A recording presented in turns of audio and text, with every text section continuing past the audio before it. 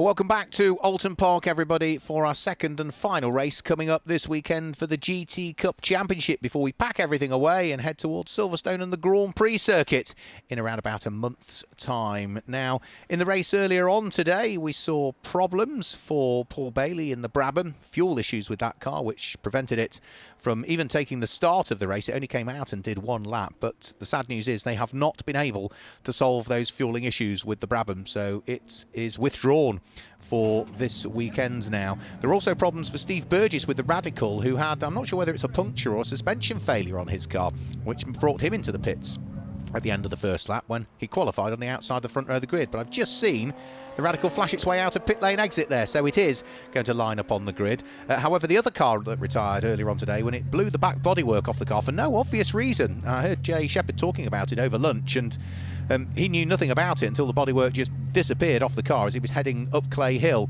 And that car, whilst it took a wild ride across the grass and did rejoin without any further damage, the bodywork damage to the car has meant that, again, they're not able to patch it up for this race. So that car's also withdrawn. So we had a smaller entry. We've lost a couple, which means that we've got fewer cars than ideally we would wish for this second 40-minute race. But the one good thing is we have got the Radical out there as well. And chatting to a couple of the young fans earlier on today, they liked the look of the Le Mans car, as they were calling it, the Radical RXC in the hands of Steve Burgess. So this grid is based on the fastest lap times in the first part of the race earlier on today, and on the basis that Richard Neary was driving the number 6 car and popped in the fastest lap in the early stage of the race earlier on. It's the number 6 ABBA Commercials car that starts from pole position, but it is in the hands of Ian Logie for the first part of this race. I'll give you all of the starting drivers and the time that they have to spend in the pit lane when they're on their formation lap. Now, the amount of time they spend in the pit lane is based on whether they are just a sporting driver or whether it's a pair of sporting drivers, or if you're a sporting driver, whether you've got a pro sporting driver with you, or if you're a sporting driver, whether you have a pro driver with you. So it all depends on the driver gradings in reality. So we call them sportings, pro sportings and pros, but in reality it's a bronze, a silver and then either a gold stroke platinum. So that's what you would allude to them in other categories. So if you are a sporting driver or a pair of sporting drivers, 48 seconds is your pit stop time. If you have a pro sporting driver sharing the car with you, it goes to 64 seconds for this weekend only. These are for the Oulton times. And if it's a pro driver, it's 68 seconds. Plus any success seconds that you pick up from the race earlier on today. If you won your group, it's 16 seconds in the pits. If you were second in your group, it's 12 seconds. If you were third, it's 8 seconds. Add all of that lot together, then add 14 seconds for the time to drive through the pit lane from one end to the other at the requisite speed limit, which is 50 kilometres per hour, and that gives you how long each car has to be in the pit lane area. When I go through the grid, though, I'll tell you in reality how long each car is stationary, because we know it takes everybody 14 seconds to drive through at pit lane at 15 miles an hour. So I'll take 14 off the total time in pit lane. I'll give you the time they're stationary in reality. There's Miles Rudman.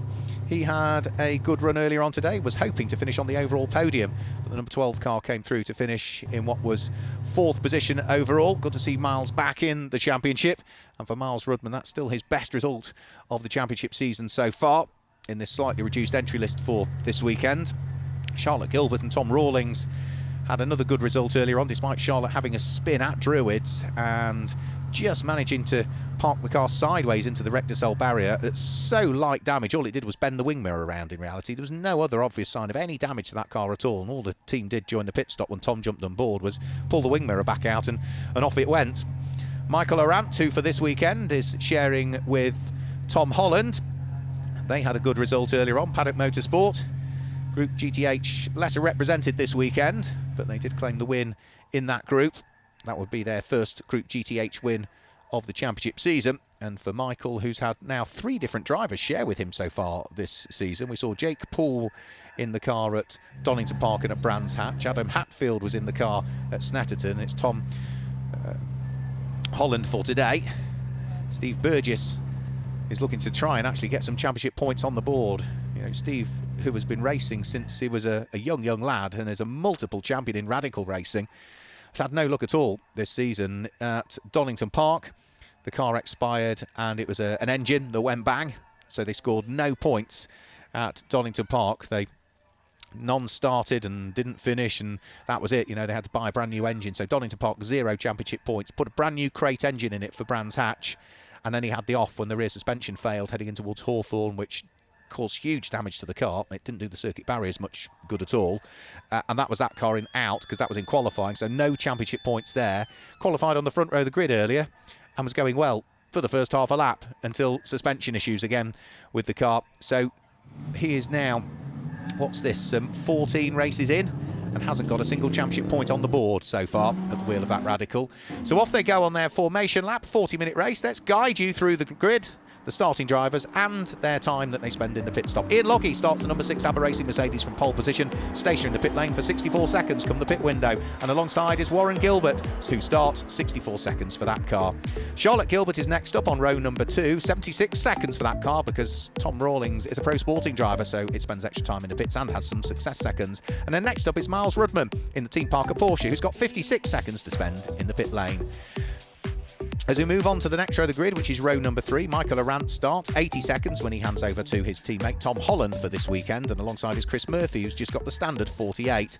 Doc Bush in the number 75 Porsche is next up, another just 48 seconds for him. And the final row of the grid, I'm afraid, is Steve Burgess, just 48 seconds for him on that 4th and final row of the grid. So reduced entry list for this weekend. The pit stop window swaps around in this race, so those cars that run in Group GTC and Group GTH pit between the 19th and the 23rd minute of the race, i.e. when we get the countdown timer on the clock at the top, when there's between 21 and 17 minutes to go. And those that run in Group GTO, which is Ian Logie at the front of the grid and Steve Burgess at the wheel of the Radical at the back of the grid, they pit between the 23rd and the 28th minute of the grid, i.e. when there are between 17 minutes remaining and 12 minutes still to go in the race. So cars working their way round. Looks as though we'll be back to usual numbers for Silverstone next time out, the Grand Prix circuit on the 27th and 28th of July, before we then head to the penultimate round at Donington Park on the 14th and 15th of September. And the final rounds take place, as they traditionally do really now, the Snetterton 300 finale in early October. The 5th and 6th of October will be the final rounds of the 2024 GT Cup Championship. All of the cars running Control Pirelli tyres, for which they are limited to 2 sets over the course of any single normal race weekend, which I suspect means they're limited to just 1 set for this weekend. And all of them are fuelled by the same fuel as well, the Anglo-American Oil Company. Sunoco Fuels, the official fuel supplier to GT Cup, again for 2024. So it's now been, 6 wins on the trot for the pairing of Richard Neary and Ian Logie, whether it be in sprint races or 2-driver pit stop races, but they have won 6 on the bounce now as a team. And are we going to see them claim a 7th win on the trot? And what would be a 9th overall win of the 2024 championship season? We'll find out, because we've got 40 minutes on the clock. Watch out for Steve Burgess. If the Radical goes well, he should, I would imagine, easily be able to work his way through up to 2nd position in the race. Might take him a while to get there, because the sister cars from Top Cats Racing are not slow at all in their similar livery. Red lights on the gantry. Red lights are about to head off now, and it is a good start from Ian Logie from pole position. And of the 2 Top Cats Racing Lamborghinis, it is going to be Charlotte Gilbert that goes through and ahead of husband Warren Gilbert. Now, I do suspect that Top Cats will play the team game here as well and try and make sure that the Charlotte Gilbert car stays ahead. Warren Gilbert acts as a bit of a defence for it in the early stages. Miles Rudman slotted himself through into what was 4th position, and Steve Burgess at the wheel of the Radical is already up into 5th position and is about to move through to 4th and ahead of Miles Rudman. So the Group GTO, the open specification Radical, a lot more power, a lot better aero, and goes through and ahead of the Porsche that runs to Cup specification, Group GTC. Now Steve Burgess is about to pick up another place here. He will squeeze his way through and past Warren Gilbert, who is not going to want to get involved. Now, they might have similar liveries. Hasn't quite got the Hex.com livery on it for this weekend after its Brands Hatch rebuild, but they are run by different teams. It's Top Cats Racing that run the Lamborghinis, and it's Tim Gray Motorsports that run the Radical. So, onto the brakes, through the Hislop chicane. Doc Bush at the tail end of the field, just starting to drop away at the wheel of his Porsche in the early stages, the former motorcycle racer. But for Ian Logie, Scotsman is absolutely on it. Now Charlotte Gilbert in 2nd place. Is she going to let Steve Burgess go through at the wheel of the Radical? I think Steve will have the grunt to work his way through fairly effortlessly. I said I thought he'd get through to second, but it might take him a while. Well, I'll correct that. He'll get through to second. It will take him less than a lap. Over the start-finish line's gone the race leader. Steve Burgess up into second position. And I think for Steve Burgess, if memory serves me correctly, when the car was running at Donington Park, it was Jensen Lunn that was behind the wheel when the engine failed. So I think that is the first full racing lap Steve Burgess has completed this year in GT Cup, bearing in mind we're now halfway through 2024 and halfway through the championship season. It's been absolutely rotten luck for the Radicals, so I'd be more than pleased if we just get Steve to the checkered flag, regardless of position. Good fight going on in the early stages again from Michael Arant and Chris Murphy. Those two cars were embroiled in a good little battle, were they not, earlier on, when Michael Arant was hounding Chris Murphy around the circuit for a chunk of it. But Chris Murphy here in the E46 M3, having to give second best to the Group GTH McLaren Artura, which runs to GT4 specification. So GTH is for GT4 spec cars. The H stands for homologation. So GT homologated cars towards GT4. To have any cars in GT3 this weekend, which is for GT3 specification cars. So Michael Arant at the wheel of the Paddock Motorsport Artura, the Woodrow Motorsport BMW in the hands of former champion Chris Murphy, busy fighting over 6th and 7th places. Remember, the pit window opens for these cars that run in Group GTH and Group GTC slightly earlier. They were the later pit stop in the first race. They become the earlier pit stop this time through. So Ian Logie already at the end of the first lap was 4.6 seconds to the good. He's now 5 seconds up the road from Steve Burgess. Charlotte Gilbert in third place. Her husband Warren Gilbert sitting there in fourth position. And then these two cars are there in 6th and 7th place. Miles Rugman is just up the road from them in 5th. And then 6th and 7th, Michael Arant and Chris Murphy. Can Chris Murphy do anything about the Group GTH McLaren Artura? A flash of the brake lights tell you he's not quite going to try anything as they head through the little kink, which is at Denton's, and then down in towards Cascades in a straight line. Has the Beamer got any more power? He's flashing the lights, is Chris Murphy. That's not going to put off Michael Arant, I wouldn't have thought. He'll just be fully focused on the road ahead in his first weekend of racing at Oulton Park. I know his new teammate for this weekend, Tom Holland, was very complimentary about Michael's driving and testing yesterday. And equally, Michael, as I mentioned earlier on, was saying he's quite enjoyed having different teammates at various events to understand just different dynamics, how drivers work differently, and learning a little bit from every single one of them that he's had in the car, whether it be Jake Poole, whether it be former champion Adam Hatfield, or whether it be for this weekend, British GT driver Tom Holland. So still nose to tail for the lead of the race. First 5 minutes of it almost elapsed. And this is without question the best of the battles that we've got in the order at the moment. There's not a great gap between the two Top Cats racing Lamborghinis at the moment either. Charlotte Gilbert and Warren Gilbert are within second and a quarter of each other. Chris Murphy still flashing the lights. He can still manage to brake, change gear, steer the car and flash the lights at the same time. And he's still doing anything at all. Lots of flashing of the lights, but so you can't see a great deal out of the McLaren Artura. The wing mirrors aren't the biggest. You can see a little bit out the back, but not much. And it may well be that they run a rear view camera system on the McLaren Artura, as a lot of GT4 and GT3 spec cars do nowadays. Makes the mirrors almost redundant, because you just look down at the camera screen. It tells you what's going on, but I suspect Michael will be fully focused on just driving his lines. As long as he's driving the racing line and not driving it slowly, then it's going to make it difficult for Chris Murphy to get by. You know, once Michael starts to overdrive the car or make a small mistake, miss a braking point, miss a gear, that's the opportunity then. So Steve Burgess still continuing, whatever the problems were when Tim Gray Motorsport investigated the issue with that right rear after race number 1. All looks to be fixed. And for Steve Burgess, he's going well at the wheel of that car, but still not quite as quick as Ian Logie. Well, actually, Steve Burgess is going as quick as Ian Logie. He set the fastest lap of the race last time through, 1 minute 35.274. Richard Neary waving at the camera there, but watching not just the footage, the data coming off the car at the same time. Ian Logie over the start-finish line. That's now lap number 4 completed. Now, is the gap coming down between himself and Steve Burgess? It came down by a couple of tenths of a second last time through. And this time through, it's another new fastest lap of the race for Steve Burgess. 1 minute 34.873.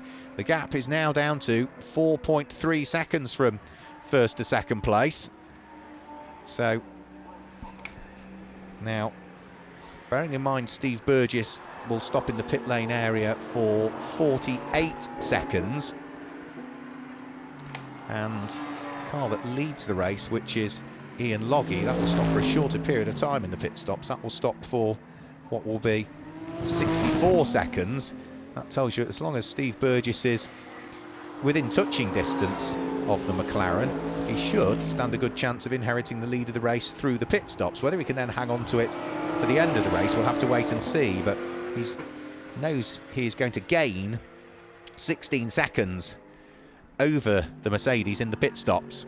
Now, at the moment, he is 4.3 seconds adrift of it, so would still come out of the pit stops, all things being equal, 12 seconds ahead at this stage of the race. But that's not this stage of the race when their pit window opens. They've got a long, long way to wait yet before their pit window opens, the best part of another 15 minutes.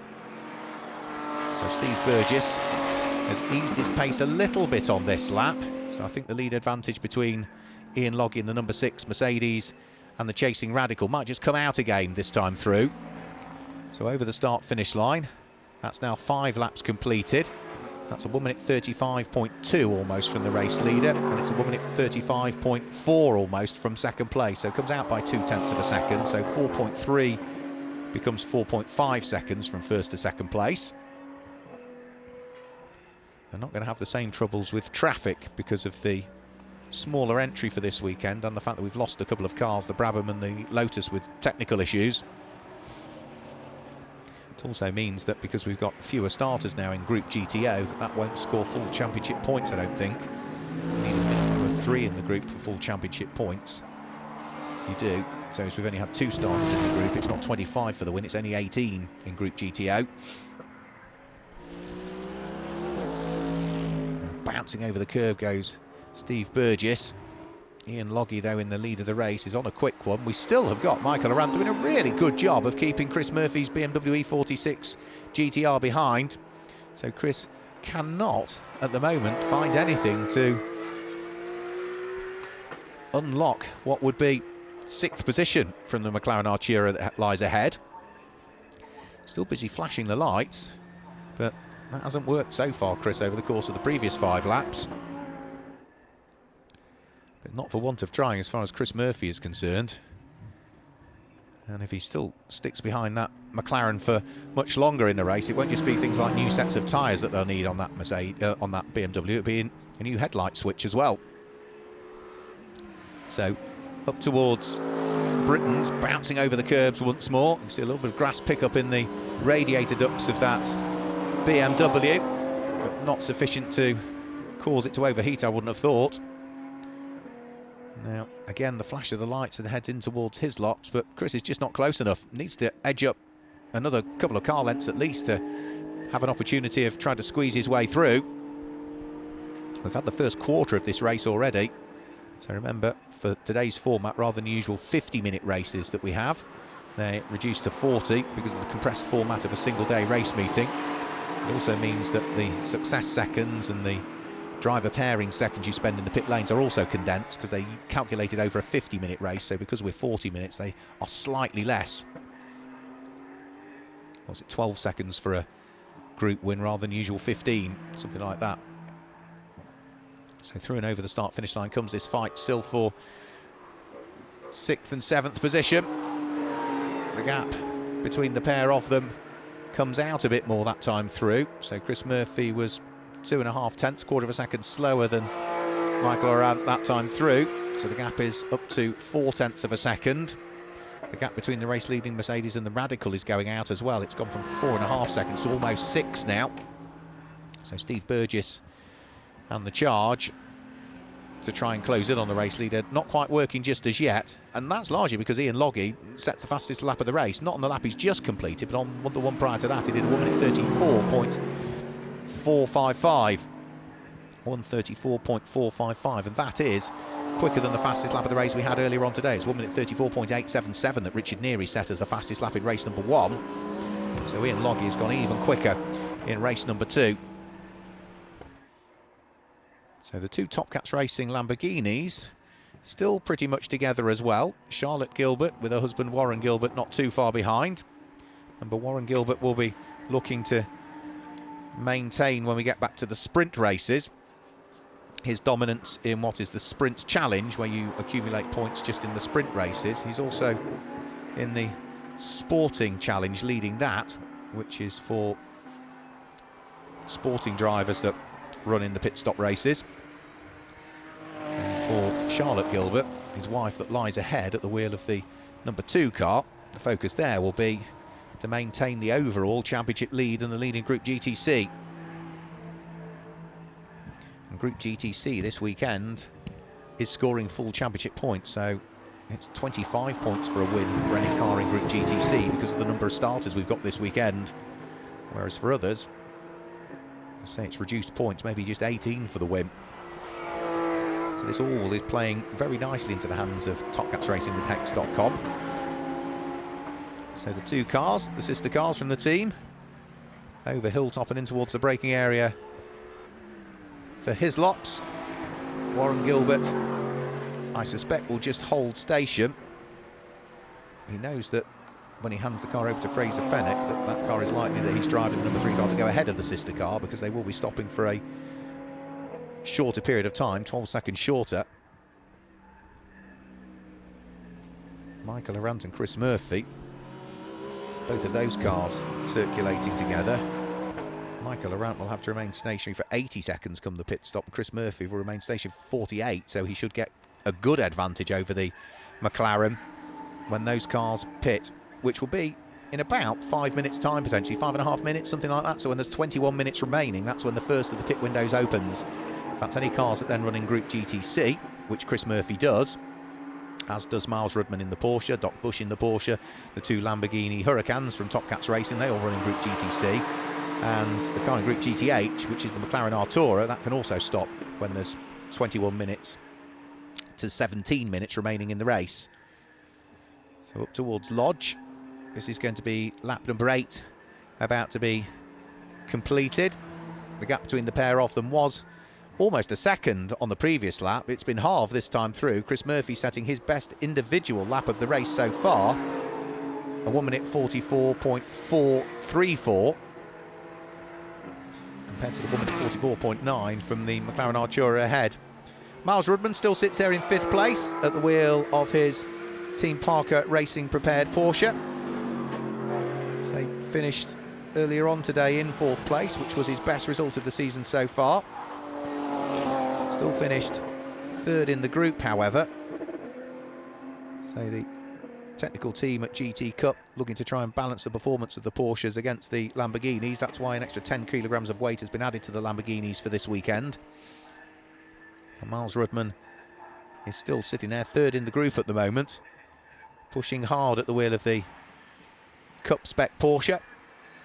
So one of the earlier iterations of Porsche, the 911 GT3 Cup car. Car that you would have seen racing in the likes of Porsche Carrera Cup GB, and Porsche Super Cup, and all of the other Carrera Cups that we have around the world. Carrera Cup France, Carrera Cup Germany, Carrera Cup North America.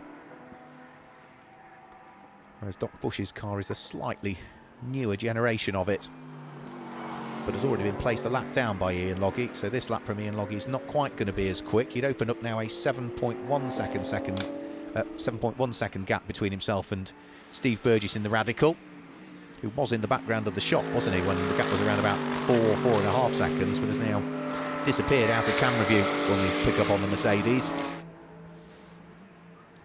And this is lap number 10 now that's about to be completed by our race leader. Now the pit window for Ian Logie doesn't open until there's only 17 minutes remaining in the race. That is the earliest at which the Mercedes can pop into the pit lane. Ian Logie jump out of the car and hand it over to Richard Neary. The latest it can come in is when there's just 12 minutes remaining in the race, and it has to enter the pit lane, break the beam at pit lane entry before that time. So blue flags waving in the background suggests that Doc Bush is about to be gobbled up by the Radical RXC of Steve Burgess. So this is almost a GT3-ish spec Radical RXC. They do produce a road car as well, and have sold quite a few of those Radical based at Peterborough. Not many of them around, but yeah, they have sold a reasonable chunk. When I say a reasonable chunk, we're talking in the hundreds probably, RXCs and RXC Spiders for the road, because you can buy a convertible version of it as well. I do see a few of them racing as well, the convertible versions, not in GT Cup but in other championships. Steve has been a regular for the last couple of seasons in GT Cup. Over the start-finish line comes the Radical RXC, being run by Tim Gray Motorsport, TGM. Now the lead advantage that was 7.1 came down to 6 seconds that time through, so it was at 1:37.3 from Ian Loggy, but he did have the traffic to deal with, didn't he, which was Keith Bush's car.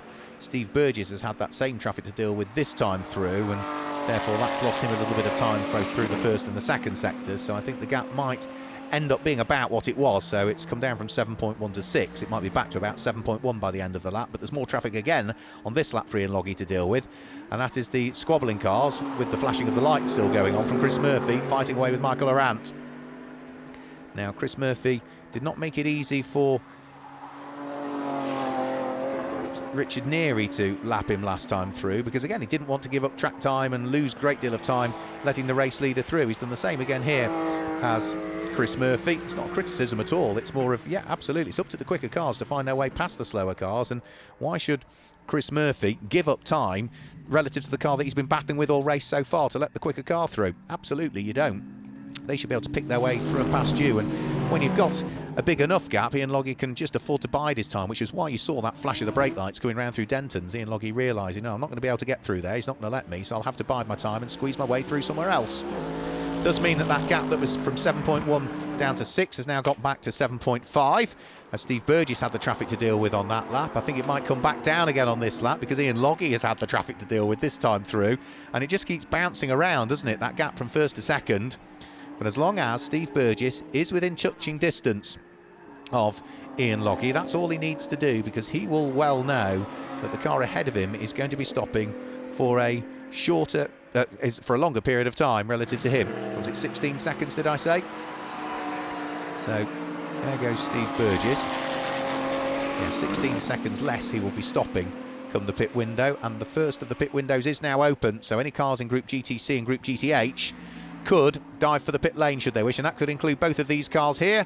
Michael Arant heads for the pit lane, Chris Murphy stays out, so that's Michael Arant into the pit lane, ready to hand the car over to Tom Holland. That is the first of our pit stoppers. The Paddock Motorsport car heads into the pit lane. They have to park at 45 degrees. Martin Plowman, the man behind the team, who's claimed class wins at Le Mans amongst other things and was racing British GT out at Spa-Francorchamps last weekend, is the first to open the door. Michael Arant gets out comes the seat insert. In jumps Tom Holland. Into the pit lane comes Keith Bush as well. So Doc Bush heads for the pit lane. Team Parker Racing waving their hands to make sure that he picks out exactly where he needs to stop in the pit lane, which is less crowded this weekend, so it does make it easier for the drivers to pick out where they need to be. So a quick adjustment to the tyre pressures, and there's no need for Doc to get out of the car. Just a quick conversation with the team. Adjustment to the tyre pressure, and we got the first of the Top Cats Racing Lamborghinis in, and that is, I think, Charlotte Gilbert. Yes, it is. It's the one with the pink wheel mirrors, so it's Charlotte Gilbert that heads in towards the pit lane. This will be to hand the car over to Tom Rawlings, who is ready to dive on board. So team go to work. Adjustment of seat belts. Out comes one seat insert, which is Charlotte's. In goes Tom's. These are formed around the driver to keep them absolutely snug in the car when the seat belts are put on. Rather than move the seat forward or backwards, you put the insert in. And it's not the only other car to come into the pit lane, because I think we've now got, yeah, Miles Rudman is in as well. So Doc Bush leaves the pit lane. Out of the pit lane also goes Tom Holland at the wheel of the McLaren. Door closes on the Top Cats Racing number 2 Lamborghini. So Tom Rawlings on board that car. Chris Murphy dives in a lap later than the McLaren he'd been doing battle with, so Woodrow Motorsport right the way down at pit lane exit end, waving the lollipop to let him know where he needs to be. And the flashing of the lights now on the BMW is more to do with the fact that he's engaged the pit lane speed limiter rather than the fact that he's trying to put a driver off, as he had been doing with Michael Arant in the first part of the race. Now for Chris Murphy, remember, he only stops for 48 seconds in the pit lane. Michael Arant giving way to Tom Holland. That car stops for 80 seconds. So Top Cats Racing get Tom Rawlings back down pit lane. Team Parker Racing get Miles Rudman back down pit lane. Those two head out onto circuit and they will be fighting for position, but Miles Rudman was having to give second best to Charlotte Gilbert in the early stages of the race in his Porsche, and now Tom Rawlings, who is the pro sporting driver, arguably the quicker of the two, jumps on board. Miles is really going to have his work cut out. Into the pit lane comes the second of the cars from Top Cats Racing, which is Fraser Fennick, who is about to take over the driver's seat from Warren Gilbert. So out comes Warren. In jumps Fraser Fennick, the former Mazda MX-5 racer, the man who's based in Lincoln. So Cadwell Park would very much be his local circuit, which GT Cup don't go to. So the nearest circuit that GT Cup do go to would be something like Donington Park for him. And with all of those pit stops having taken place for the cars in Group GTC and Group GTH, pit window is now only 20 seconds away from opening for the cars in Group GTO, which is Ian Loggy in the Mercedes and Steve Burgess in the Radical. Well, Steve's driving solo, so it's a 5-minute window for the cars in Group GTO between 17 minutes remaining and 12 minutes remaining, so he can pick his time as to when he wants to come in amongst 2 or 3 laps. There's Charlotte Gilbert out of the car and looking rather warm. Good stint again put in by Charlotte, who I think has thoroughly enjoyed the Lamborghini Huracan since she was gifted it from her husband. It's Fraser Fennick's dad as well. I think that's Bob, isn't it? It's called. So his son, Fraser, now trundling his way down pit lane. We've seen some good things from Fraser Fennick in his 2 weekends of racing this Lamborghini. Super Trofeo spec car. So back out onto the circuit goes Fraser, looking to see what he can do. Now that car was in the pit lane stationary for a total of 64 seconds. The sister car to it, now in the hands of Tom Rawlings, will be behind it. Quick debrief going on with Top Cats Racing. Warren Gilbert about to take the crash helmet off. Done with his driving duties for the day, for the weekend. But for Ian Loggy, his driving duties will come to a halt very shortly, because we are now into the pit window for the second batch of cars. Is Ian going to come in on this lap? Yes, he is. So into the pit lane comes Ian Loggy from the lead of the race. He was 8.3 seconds ahead of Steve Burgess in the Radical RXC. Is the Radical going to stay out? Yes, it does. I could just see it flash through there on the start-finish line. You might see it in the background of the shot go over the start-finish line now. Into the pit lane comes Ian Loggy. Now, I thought the cars were being parked at 45 degrees, but I think there's enough room in the pit lane for them to park parallel. Ian out of the car. Chucks the seat insert out. Richard Neary into the car. And doesn't look as though at this stage we've got a great deal of adjustment of tyre pressures going on. They must be happy with the way the car's performing. Steve Burgess stays out for at least 1 extra lap at the wheel of the Radical RXC, and that's probably to do with the fact that he got clear traffic. So if you've got clear traffic ahead and you're driving solo, you've got nobody else to worry about. Keep cracking on. Crack on. When you start to catch a bit of traffic, that's when you want to come in.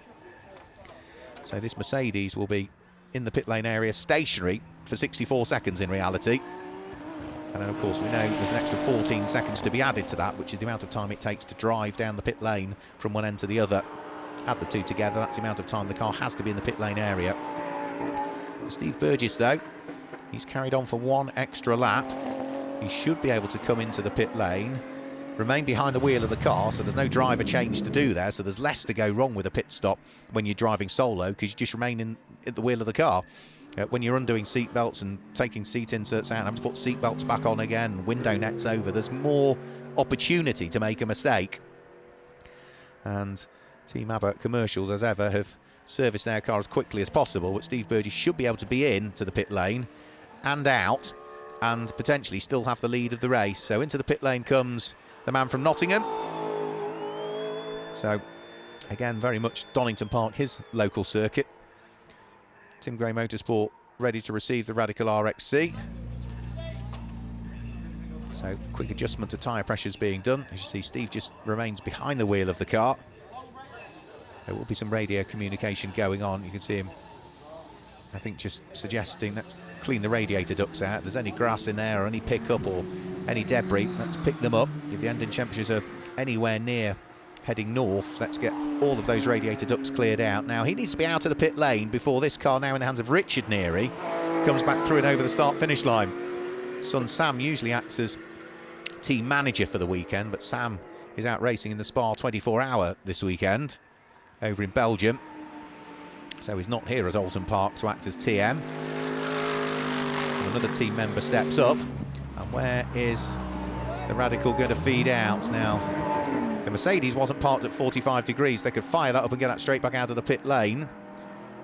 Steve Burgess was pushed backwards. But of course, it's the minimum time you spend from pit lane into pit lane out, so it shouldn't have lost him any time at all, and he should come out into the lead of the race. So Steve Burgess exits the pit lane. I can hear a rumble, and that's the Mercedes rumble in the background, and there is Richard Neary. So there isn't much of a gap. It's about the length of the avenue between first and second place. Now, Steve Burgess knows what the track conditions are like already. Richard Neary is first lap out, but Richard Neary has the experience to instantly get on it. He might be an amateur driver, i.e. he's got a full-time job running his very busy company, ABBA Commercials, building bodies for trucks and painting them, etc, etc. So he's straight on it. Warren Gilbert chatting away to his wife Charlotte Gilbert about the early stages of the race. Now Steve Burgess leading the way, Richard Neary in second, but on an outlap at this stage. And what's the gap going to be between the pair of them? There's a little bit of traffic up the road as well that Steve will need to deal with. Radical bounces its way through the curbs at Hislops. Now we've seen no look at all for Steve Burgess so far this year. The car that he's catching, I think, was Miles Rudman at the wheel of the Porsche. So that's the fifth place car that runs third in Group GTC. And I think Steve might even struggle to catch that by the time they get towards Old Hall Corner. So if he catches it along the avenue, he'll be all right, but I don't think he'll be through potentially by the time we even get towards Old Hall Corner. So up towards Lodge goes the race leader. Richard Neary with 11.5 minutes to go, looking to try and close the gap to see whether they can make it 6 on the bounce for Team ABBA Commercials. But for Steve Burgess, just to finish a race would be like winning one. So the rotten luck he's had so far this year. Now where's Steve Burgess? He has got through on the avenue, so that could be quite critical. Hasn't lost a great deal of time then round through Dentons and Cascades, and can fire the car neatly out on towards Lakeside without any back markers to worry about. Whereas for Richard Neary now, where is he going to catch Miles Rudman? Because that could be quite critical to the outcome of the race. He's again not going to catch Miles Rudman through Shell Oils or even Britain's. So Radical leads Mercedes. Fraser Fennick in the number 3 Top Cats Racing Lamborghini is there in third place. The sister car to it of Tom Rawlings is there in fourth, but only 2 seconds adrift. And then it's Miles Rudman who's about to drop off the lead lap and has dropped off the lead lap, that's there in 5th place. Chris Murphy in the BMW is in 6th. Tom Holland in the McLaren Artura is 7th. And Doc Bush completes the top 8. So the squabble is potentially on for the lead of the race. And we also need to keep an eye on what Top Cats Racing are doing with their 2 respective cars. Race earlier on today, we saw the number 3 car finish ahead of the number 2. Number 2 picking up the championship lead of Charlotte Gilbert and Tom Rawlings in the process. And are they going to let them be free to race? Or are they going to try and, not engineer is the wrong word, but to try and maximise the opportunity for point scoring for the car that's in the stronger position in the championship? That's probably a more politically correct way of saying it. So the gap, first to second, I think has come down on this lap. Now, through and over the start-finish line goes Richard Neary. The gap is 1.6 seconds at the end of that lap. Steve Burgess was slower than the Mercedes through the first, the second and the third sector of that lap.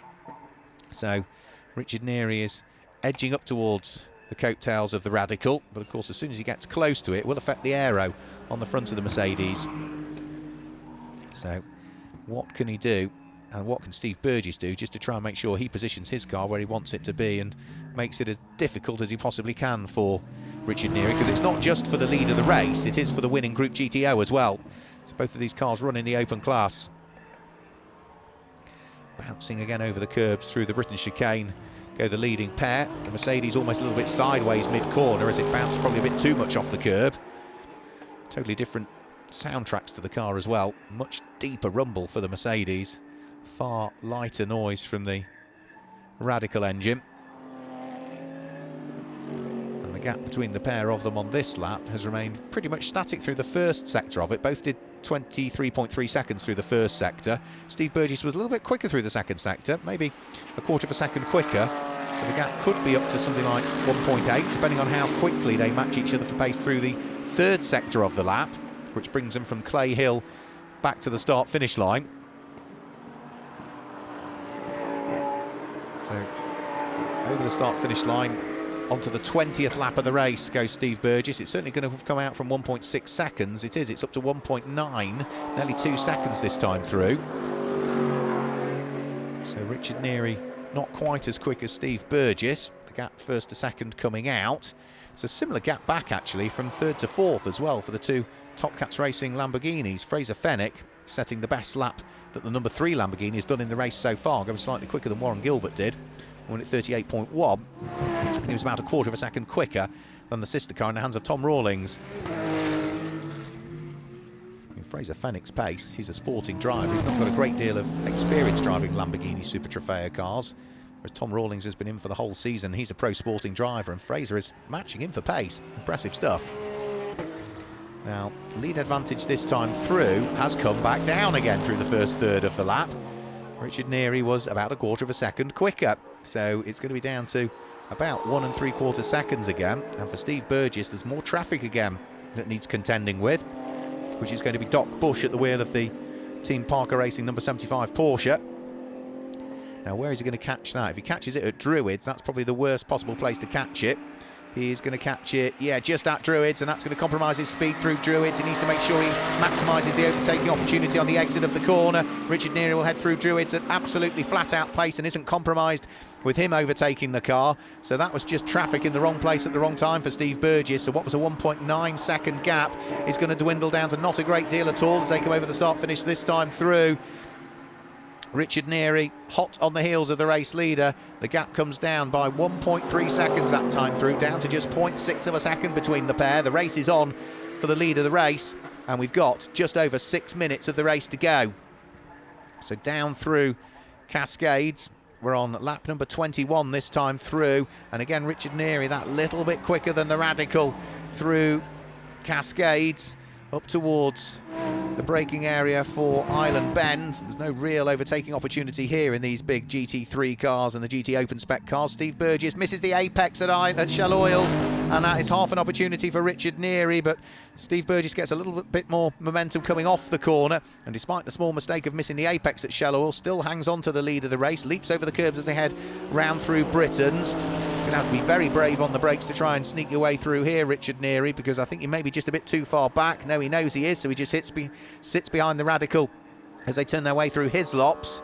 But having seen one small mistake from Steve Burgess, there will be more than a glimmer of hope for Richard Neary. They can try and squeeze the ABBA Commercials Mercedes through and ahead of the Radical, but where? That's the question, and when?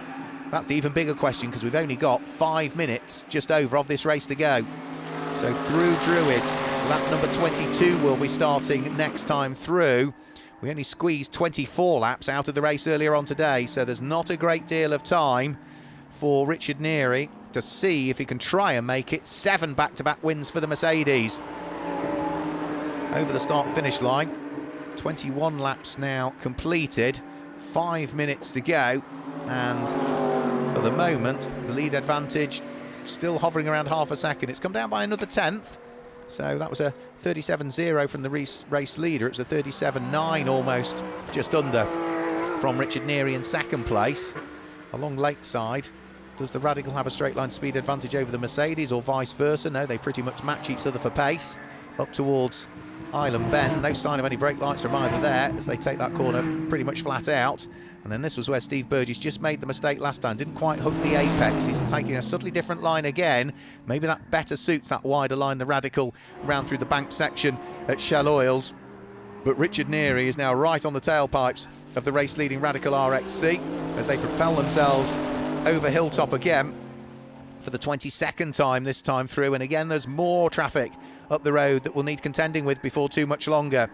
Through Hislops, back over to the left-hand side of the circuit to take the right-hander at Knickerbrook. A traffic that's up the road that we'll need dealing with, I think probably is going to be the Group GTH McLaren Archer in the hands of Tom Holland, who is new to GT Cup, making his debut in it this year, but he's no stranger to racing GT machinery, having competed in Ginettas in the British GT Championship for the last couple of seasons. But again, where is that McLaren going to get caught? I think it's probably going to get caught over the start-finish line, which is absolutely perfect for Steve Burgess. But I do suspect it will also allow Richard Neary to squeeze his way through. Or are they going to get through and ahead of it before Old Hall? That's the big question, actually. Can they do it? I don't think they're quite going to. No, so the avenue is where Steve Burgess will need to carve his way through, and I think he's not going to compromise his speed too much through Old Hall Corner. Should be able to get through before Denton's. Desperately needs to. Looks one way, looks the other. The brake lights come on as Tom Holland isn't making it easy for them, and now that's allowed Richard Neary to close right up onto the coattails of the Radical, and he's going to try and box the Radical in if he can, but Steve Burgess is wise to that. 3 minutes to go. Tom Holland doesn't want to buy into it anymore, stays out of the way, allows the leading pair to squeeze their way through. So Steve Burgess still leads, and if anything, probably just gained a very small advantage through that traffic. Much neater line towards the apex through Shell Oils this time from the race-leading Radical. Fastest lap of the race is still a 1 minute 34.455 to the car that sits there in second place. But where is the winning Group GTO going to go? Where's the overall win going to go? Could it go the way of Steve Burgess? Might it go the way of Team ABBA for the 7th time on the trot? We'll find out in about another couple of laps' time, I would have thought, because with 2 minutes and 20 seconds to go on the clock, they might get possibly 2 more laps in as yet. Depends when they get over the start-finish line, really. So up Clay Hill, up towards Druids then for the 23rd time this time through. It's the man from Nottingham that leads the way. Richard Neary, who is very much at his local circuit. He's just based slightly further north from here, up towards Merseyside direction. He sits there second in the race, and there was just 0.5 of a second between the pair of them last time through. Steve Burgess with a reasonable exit coming out of Lodge Corner.